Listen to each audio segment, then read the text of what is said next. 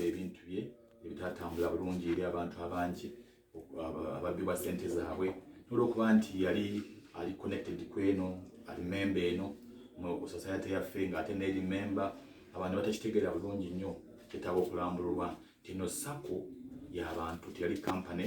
eri limited by shares ey'emigabo eri company gyali akola nayo eyatwalira mu ssente z'abantu yali company ya migabo limited by shares geriba shareholders abalala basatu kati ate eno si ya migabo city limited by shares eno sako era abantu bakuŋŋaana ne bakola ekibiina kyabwe ne basobola okukola sako basandika okusevinga ssente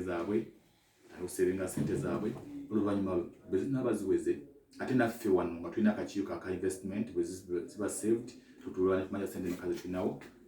ne tuziteeka mu investment ezikola amagoba bamemba abasevinze ssente zaabwe bafuna amagoba enkomerero y'omwaka naye twafunamu obuzibu awo nti oli yakola ebyali ebibi ennyo abantu ne batafuna kwawula nti eno sako eri kampuni endala kakyenza okulambula olunaku olwaleero kwekakasa bamemba baffe bonna mu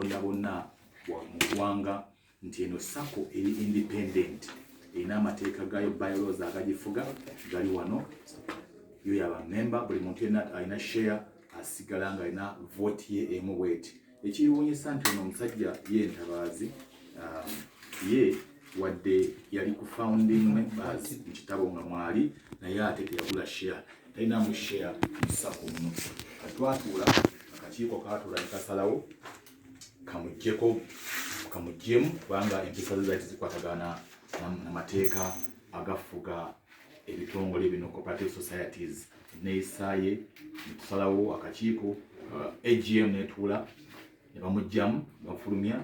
olunaku olwo n'abakulembeze abava mu cooperative society registry of cooperative societies baaliwo mu meeting eyo tukiholdinga bulungi nnyo ne basuccessful ne balonda abakulembeze abalala abapya era abakulembeze abapya abo kwekulinze kwe nalondebwa okubeera nga nze chairman wa sako eno kati enjala z'okulambula olwaleero nti no kyawufu ku kiri ekyeri wansi era njagala kukwira abantu bonna omulanga ba members bonna gye muli mutegeere nti eno KDFC njawufu ku Kampala Digital Academy njawufu nnyo ku Kampala Pure Digital Academy njawufu ku Pure Digital Academy eyabba abantu bonna abakaaba. This is a member sako era bamemba baffe gye bali waliwo obuzibu nti ono ntabaazi bwe yali ng'akyaliwo yalimu okugulawo akawunti eya sako kati ssente bwe zaakuŋŋaanyizibwa n'afuna chansi n'azibba yafuna omukisa n'azibba naye ebyo bigenda mu maaso n'okunyonyezebwako sijagenda nnyo mu bimu ebyo byonna naye nga ekyendeesa olwalo kwe kulambula okwawula bino ebintu companies n'ebbiri kampuni yaffe bwetyo bweri era bwetyo bwetambula tuli batereeza ebintu byonna